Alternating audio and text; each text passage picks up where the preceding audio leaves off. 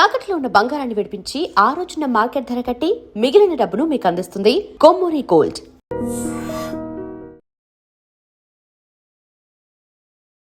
பக்தி சேனல் திருப்பதி ஸ்ரீ ஜனகவல்லி நாயக்கா சமேத ஸ்ரீ கோதண்டராமசுவாமி திருக்கோவிலிருந்து நேரடி ஒளிபரப்பிக் கொண்டிருக்கும் ஸ்ரீ சீதாராம பட்டாபிஷேக கோலாகலங்களை சின்னத்திரையில் கண்டு வணங்க அமர்ந்திருக்கும் அனைத்து பக்தர்களின் இரு கரங்கள் கூப்பி வரவேற்கின்றது. இப்பொழுது ஸ்ரீராமசுவாமி கல்பூர ஹாத்திய கண்டறி கொண்டிருக்கின்றார். காரணம் என்பதையும் ஸ்ரீ பெரியாழ்வார் எனும் மெய்னாவன் விஷ்ணு சித்தன் பாசுரத்தின் வாயிலாக வெளியிட்டருளியுள்ளார். முடியொன்றி மூவுலகங்களும் ஆண்டு உன் அடியேற்கு அருள் என்றவன் பின் தொடர்ந்த படியில் குணத்து பரத நம்பிக்கு அன்று அடிநிலை ஈந்தானை பாடிப்பெற அயோத்தியாம் தேவி பவித்ரம்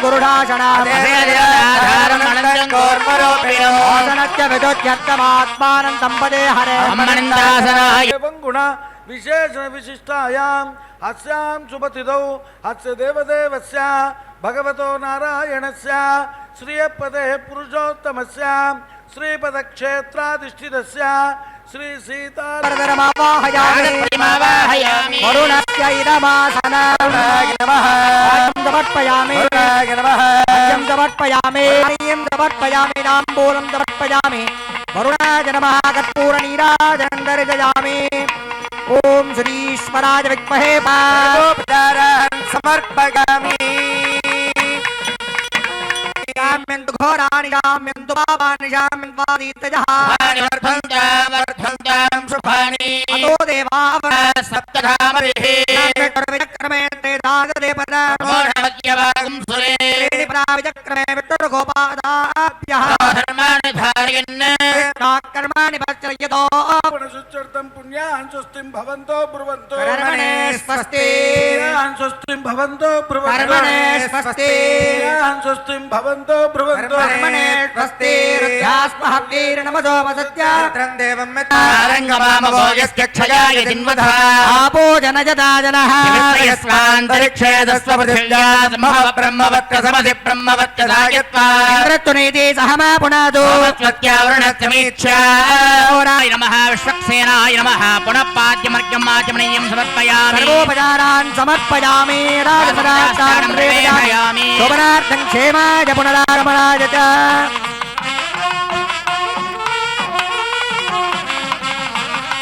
ஆஜனந்தர்கயாமி.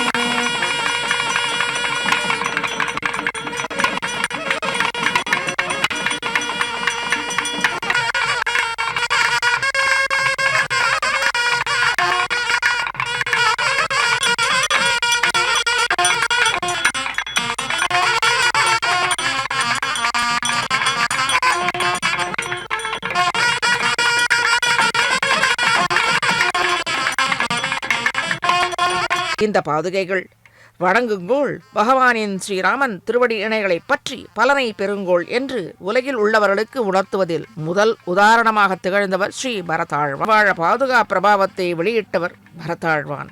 அத்துணை மங்களகரமான ராஜ்யத்தை பரிபாலனம் செய்தானாம்.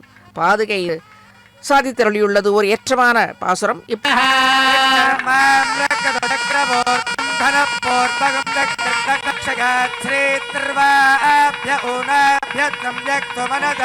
சர்வே ரக்ஷந்து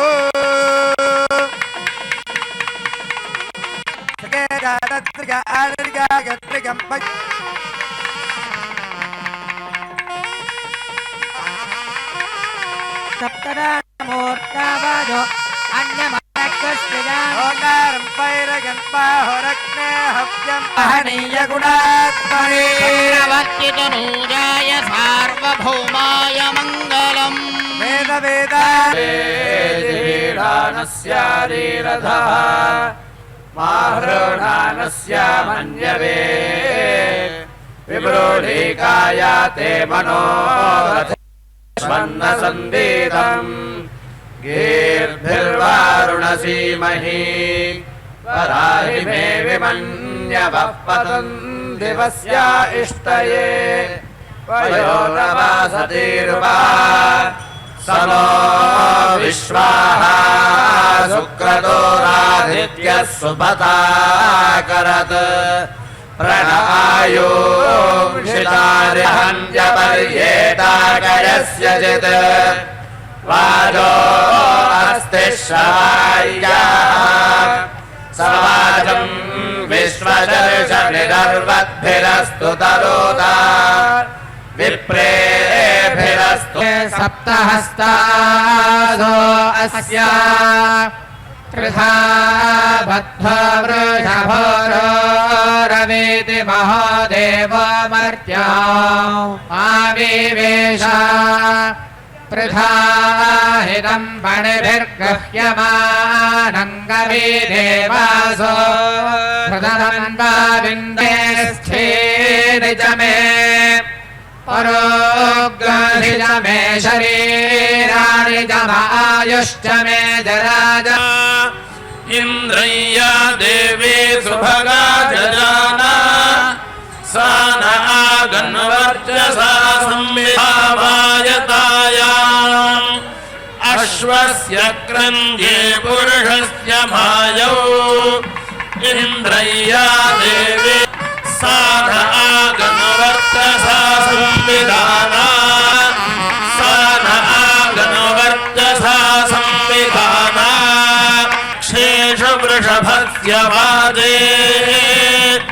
वाते पर्जन्ये वरुणस्य शुष्मे इन्द्रय्या देवी सुभगा जजाना सा न कृष्णं च वीतं च उभे च या वा पृथिवी अगुहतस्पाता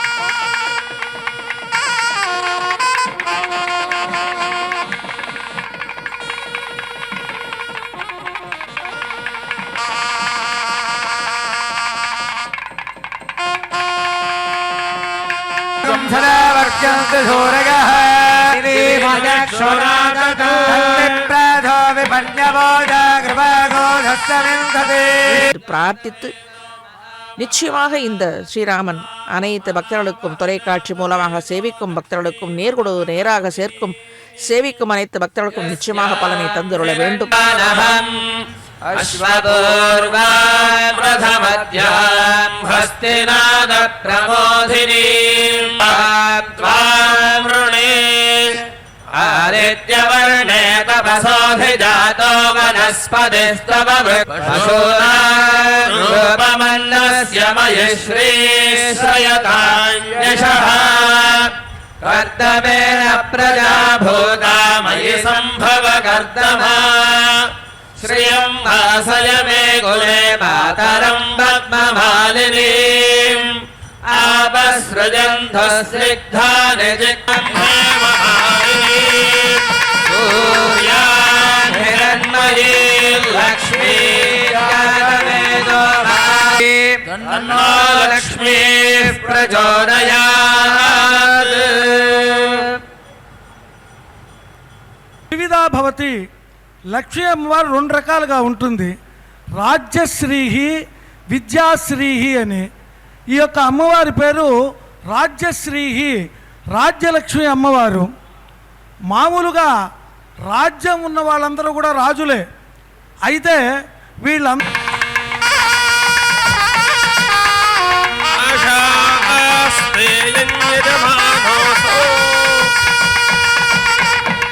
राजाधिराजाय प्रलयजराहे कामाय भक्त्यामेश्वरो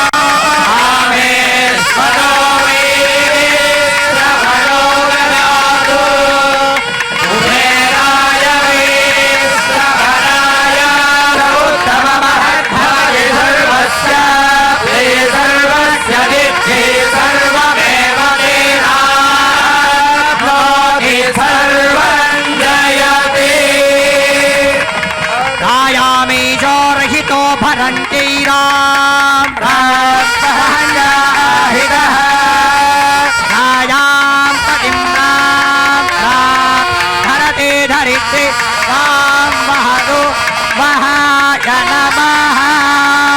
for more videos. Please subscribe to iDream. Please subscribe to iDream. Please subscribe iDream. And please subscribe to iDream. For more videos, subscribe to iDream. Please like, share and subscribe to the channel. Congratulations, iDream. Subscribe to iDream. Subscribe to iDream. So subscribe to iDream Media. iDream ki iDream team andarki huge congratulations. Please subscribe iDream Media. Please subscribe to iDream. Subscribe iDream. Please subscribe to iDream. iDream అంటే నా కళల ఛానల్ను subscribe చేసుకున్న నోరు తిరుగుతలేదు మీరైతే గంట గుర్తు కొట్టండి. For more such videos, please subscribe to iDream. Subscribe to iDream. Please subscribe to iDream. Please subscribe iDream Media. Please do subscribe to iDream. Please subscribe to iDream Media. For best entertainment and information, please subscribe iDream. And don't forget to subscribe to iDream.